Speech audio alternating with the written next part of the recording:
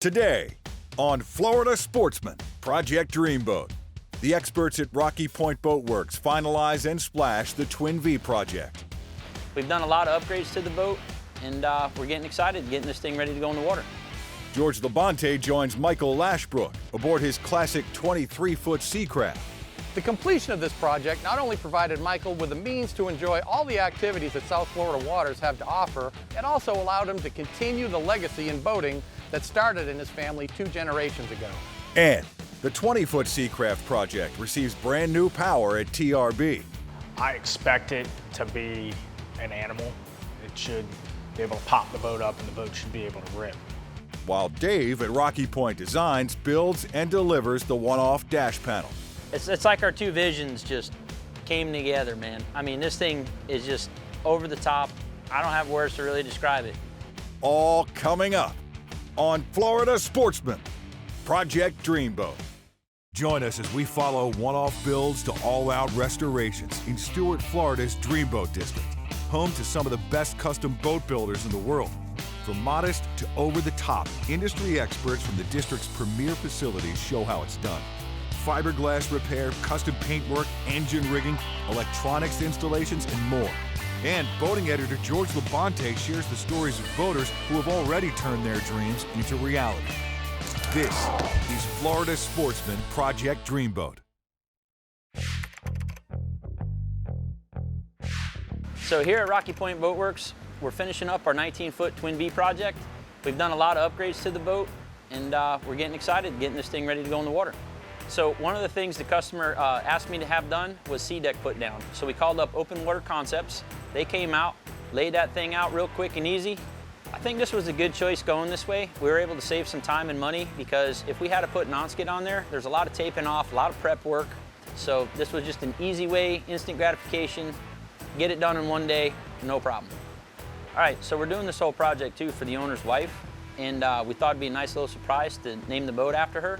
So I put a phone call in to Pippa over at Sign Jungle to come over and put some custom decals on this boat. We picked a really nice font out, keeping the letters and the FL numbers nice and simple and clean. It's really kind of going with the flow of the boat. Sometimes less is more. So we got the boat hooked up to the truck. We're ready to go to the ramp. It's been a long time coming, and I'm really excited to see how all these little features and gadgets we put on the boat are going to operate, function, and hopefully we have no issues. And that's another reason why we do sea trial before we give the boat to the owner. Okay, the boat's off the trailer, in the water, and we're ready to break in the motor. Now, this procedure you normally have to pay for. Well, you probably did because you bought the motor. And this comes with your motor. If you look inside, it clearly tells you how to break in your motor properly. So we went ahead and we followed the break-in procedure according to Yamaha. For your first hour of operation, you want to run the engine at varying speeds up to 2,000 RPM for the first hour. So for the second hour of operation, you want to get the boat up on plane and then back it off just enough to keep the boat on plane. Then you'll be varying your RPM up and down for the next hour. So for the remaining 8 hours of the break-in, you can go ahead and run the motor as normal, varying the speeds up, as long as you don't keep it at wide open throttle for an extended period of time. And then after that 10 hours, you're good to go. So now we got the motor all broke in, and we're gonna go ahead and test out our RPM limits and speed and all that kind of stuff and see how the boat handles.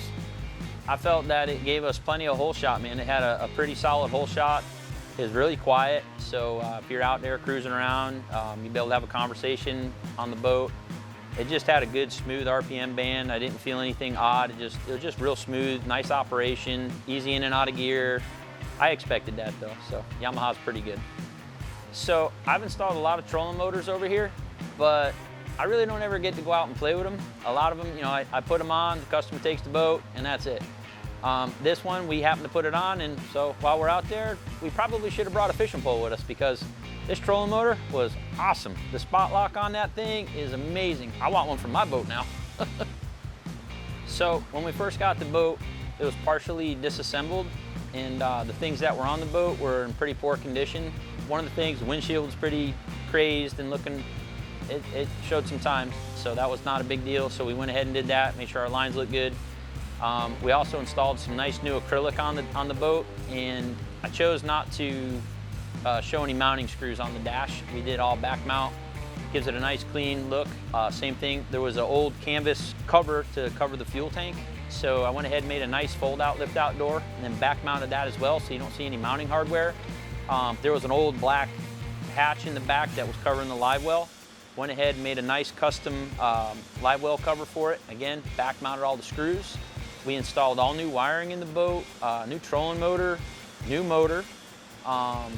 electronics, and we applied some paint to the boat, which I gotta say was probably one of my favorite parts of the boat because I'm not a painter.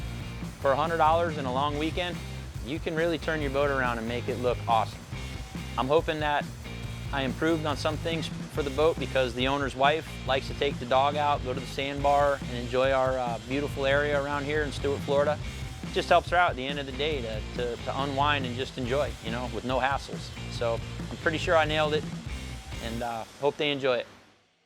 When we come back, George Labonte joins Dreamboat owner Michael Lashbrook aboard his classic 23-foot Seacraft in this week's One Man's Dreamboat segment. This segment brought to you by Birdsall Marine Design. Quality marine accessories built to stand the test of time. Birdsall Marine Design has been a leader in aftermarket and custom boating accessories for over 35 years. Based in West Palm Beach, our facility specializes in the manufacturing of custom T-tops, leaning posts, consoles, rod holders, marine canvas and upholstery products, and a wide variety of anodized aluminum hardware. Come visit our spacious West Palm Beach facility anytime, or visit us on the web at birdsallmarine.com to learn more about our most innovative products. Welcome back to Florida Sportsman Project Dreamboat. Join us for this week's One Man's Dreamboat segment with Florida Sportsman boating editor George Labonte as we feature anglers who have already launched their dream. Florida Sportsman began these features 30 years ago, and the dreams just keep getting better. Much like other brands we see repeatedly in our search for one-man's projects such as Mako or Aquasports boats, today's story involves a brand that is among one of the most popular resto-mod hulls we find. The 70s and 80s vintage hulls from this builder, especially the Potter-built versions, remain highly sought after. Join us today in Boca Raton, Florida, where we caught up with Michael Lashbrook, and he shared with us some details about his classic 1971 Seacraft 23 project. I grew up boating down in the Keys with my family. We grew up with several different boats, 20-foot dusky, pontoon boat, jet skis, so we had them all growing up and never really had a boat that could perform like I really wanted to. And my fishing buddy Phil, I had asked him a question, hey, if you could have any boat, what would it be? And his first response was a 23 Seacraft. So immediately started doing my research and called one of my buddies I knew had an 18 Seacraft. Because before I'd never ridden on one, I had no idea what they were. I jumped on his boat and fell in love. With a newfound appreciation for both the ride and the look of these classic hulls, Michael soon found himself in search of one to call his own. Ended up finding one down in Fort Lauderdale. I showed up to the marina and it was in rough shape. No engine on the boat. The deck was half up. Thank God, at least there was a brand new fuel tank, so I was excited about that. We started ripping up the decks. We thought the stringers were going to be in better shape. We thought the hull was going to be in better shape. The whole boat needed to be completely restored. I decided to interview a few different boat builders in Pompano Beach, Fort Lauderdale area, because I'm from down here. And we ended up choosing St. James Boat Works. When we ripped up the deck, we realized that the stringers were in decent shape. So we took the original foam out and put new foam, and we actually extended the stringers to the transom of the boat. We ended up closing the transom completely. We used all the Coosa board, so no wood. We didn't want to deal with any rotting at all. From extending the stringers to the back, we ended up raising the deck a few inches to make sure that our deck was above the water line. We wouldn't deal with any issues with wet feet or the boat sinking. So we decided to go with a flat deck. We didn't want that raised forward deck as most of the Seacrafts had. We do a lot of fishing on the bow, as well as go to the sandbar and hang out with our friends and family. That's why we decided to do the flat deck from there. So we ended up getting a console from Competition Boat Works down in Miami. It's a very slim console, newer look, sportier look, as well as the T-top from Competition Boat Works. Moving that console forward gave us the ability to work with Birdsall to get a rocket launcher, as well as some more fishing room in the back. The front of the boat, we really wanted the best of both worlds, right? We want a boat that can go out hardcore fishing, but we also needed a boat that could take the family out, take our friends out to the sandbar. So we decided to get this removable forward seating, and it goes right along the bow. And again, it takes about 10 minutes just to remove and put them back on. We could safely put 4 to 5 people up on the bow and 2 sitting on the cooler. So there's a lot of room up on the bow for seating. When we closed the transom, we knew we had to get a bracket.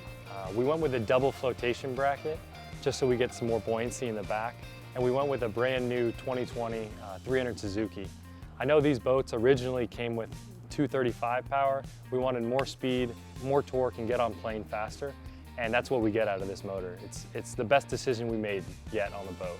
With the bracket that we installed on the stern of the boat, everyone really enjoys getting in and out of the water, hanging out, sitting on there at the sandbar. It really is not just a bracket for the boat. It's far more than just floating the motor. Our typical use for the boat is doing some offshore fishing, usually in the morning when it's calm. We'll head back in, pick up the girls and family, and head to the sandbar. Do some scuba diving, we do some snorkeling. But really, we chose, this boat really has it all, right? It has the ability to go offshore, and with the seating and the comfort of just hanging out, we go to the sandbar. The completion of this project not only provided Michael with the means to enjoy all the activities that South Florida waters have to offer with his friends and family, it also allowed him to continue the legacy in boating that started in his family 2 generations ago. This build really meant a lot to me. My grandfather got us originally on the water, spent a lot of time with him and my dad, and this boat project in all really meant a lot for my father and I. We bonded, every week going to the shop, telling what we want, what we don't want, and really we get to spend a lot of quality time with our friends and family, and just my dad and I fishing. So it's really been a great project for the both of us. After an initial investment of $2,500 and spending $82,000 on repairs and custom modifications, the cost of Michael's Dreamboat comes to a total of $84,500. When we return, the professionals at TRB rig brand new power on the 20-foot Seacraft restoration. This segment brought to you by Two Rivers Boatworks. Exceptional design, quality, and craftsmanship. Dreaming of transforming your boat into the envy of the fleet?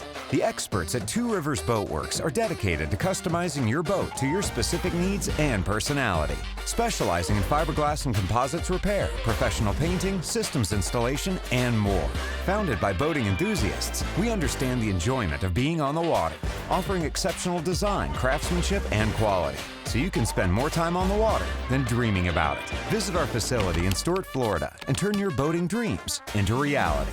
Welcome back to Florida Sportsman, Project Dreamboat. Join us as the experts at Birdsall Marine complete custom fabrication on the 20-foot Seacraft restoration before delivery to TRB for brand new power. Well, I'm happy that Chris and his father are here to pick up the 20 Seacraft today. We did just a multitude of work on it. Here at Birdsall's, we do fabrication, custom fabrication. We do canvas, upholstery, wiring. So we were able to help them with a little bit of everything here.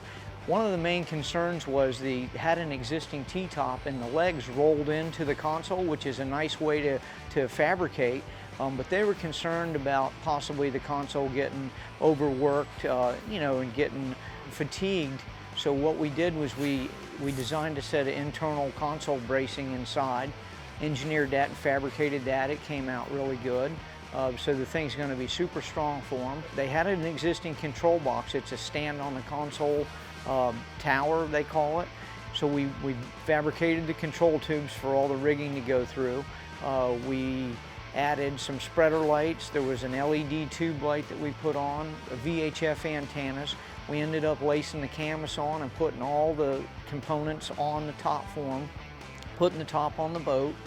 The thing came out really good. I think they're going to be real happy with everything.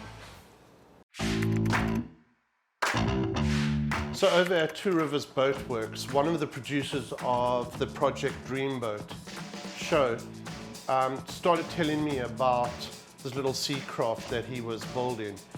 Well, this boat arrived here one Saturday morning for us to hang the motor on it. And Chris and his dad have knocked it out of the park. This boat is beautiful. There's a ton of attention to detail. They did a really fantastic job. And their passion for the boating industry and boating and fishing and being on the water is definitely very evident in this project.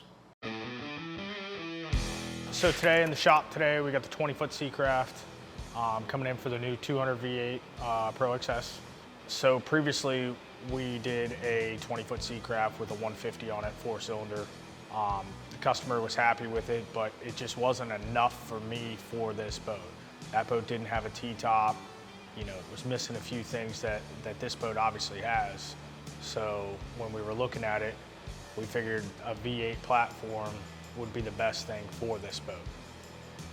Being that the boat was completely retrofitted, has a bracket now and everything like that, you know, with my performance background, we used to always check, you know, run a straight edge across the bottom of the boat and just for engine height, and knowing that Mercury's like to run a little bit higher than the other, you know, outboards out there, we chose to mount the engine height where we mounted it.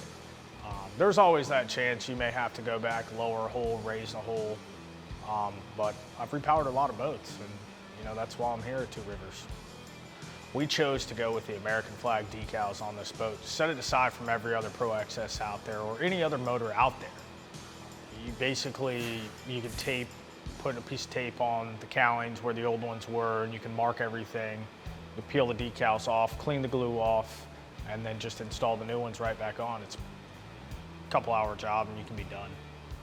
So looking at the project finally coming together, I know Chris and his dad are itching to get on the water. We love it. We can't wait to get the boat on the water, see how it floats, see how it looks, see how it runs. When we return, Rocky Point Boatworks gets to designing and fabricating the custom dash panel for the 20-foot Seacraft project. This segment brought to you by Yamaha. Reliability starts here. An entirely new species of extreme predator is moving offshore. The Yamaha 5.6-liter V8 XTO offshore outboard. Extreme big block thrust and power in the industry's first direct injection 4-stroke. Quiet, efficient, powerful, and proven Yamaha reliability. More than an outboard, it's a fully integrated power system. The all-new Yamaha V8 XTO offshore. Welcome back to Florida Sportsman, Project Dreamboat. Join us as the experts at Rocky Point Boatworks fabricate a custom flush mount dash panel for the 20-foot Seacraft project. So here at Rocky Point Boatworks, we're working on this tricked out 20-foot Seacraft.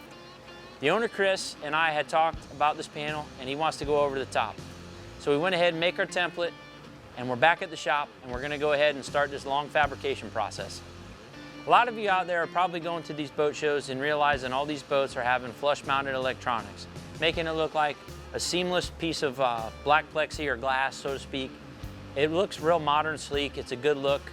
So we're gonna take you through a couple steps on how to do that. So we're using 1/2-inch black acrylic to do this project. We draw our template out on the piece we cut out of the acrylic. And at this point, we're gonna go ahead and put some guides on there and use our router table. The customer has a 12-inch Simrad, and after talking about location of it on the panel, we went ahead and started mapping out where we're gonna put it. It's crucial to have the unit when you're doing this type of installation because we want the smallest gap possible to make this unit look seamless in the acrylic. Once that's determined, we went ahead and drew out our cutout. We popped a couple holes in each corner. We're gonna use the jigsaw, cut that piece out, and then move on from there. Now that we got our piece roughed out with the jigsaw, we're moving on to the router. This is very crucial at this point because our gap between the unit and the acrylic has got to be dead on. We're talking thousandths of an inch. To make my hole straight and square, I use pieces of acrylic that I have machined out, and I go ahead and use a double-sided tape to adhere them to the material. So once I got a little picture frame made out of my acrylic strips and everything's looking square, I'm going to go ahead and set my router bearing bit height and go ahead and router this thing out. Now we got to get our mounting depth so that the glass of the unit is even with our acrylic. Doing this, we're going to use a rabbet bit. I strongly suggest using a test piece at this point to determine the depth because there is a mounting flange. You got your glass and then there's a mounting flange that normally has a trim bezel that goes around it. In this case, we're not using the bezel. We're mounting from the back. So we're talking an 1/8 inch, maybe a little less. So we gotta be real crucial on what we take out. We don't wanna take too much out. We don't wanna take too little out. Test piece, test piece, test piece. Then we move on to our piece that we're gonna install in the boat later.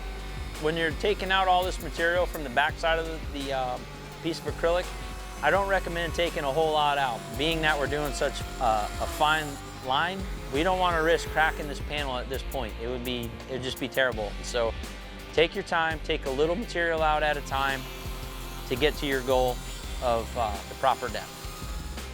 Once everything's routed out and we're happy, we're gonna go ahead and take the Simrad unit, pop it in there, and make sure that our fitment is good and the depth is correct. I was really happy with the fitment, so we're gonna move on from here. Part of this layout that we have determined is the stereo and the trim tab switch, and he wants it back mounted. Well, these items aren't normally back mounted, so I gotta make templates in order to get my cutout correctly to set it up for the back mount.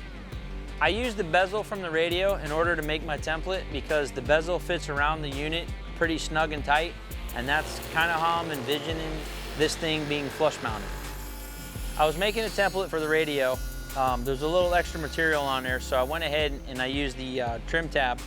Now this doesn't have a mounting bezel, so I had to do a rough trace, do a couple measurements, and I had a hand router this to make it look right. Lucky for me, I nailed it on the first attempt.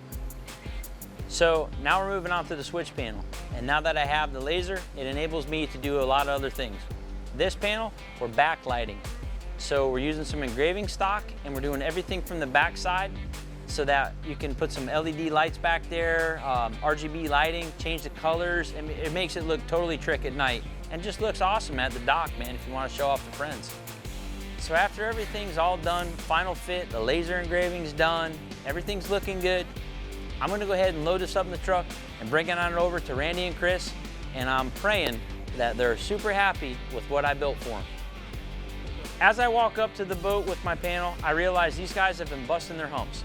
Two Rivers Boatworks has got the motor hung, and this boat's looking ready to run. They're waiting on me. So I'm excited to put my piece of the puzzle onto this boat so we can move on from there.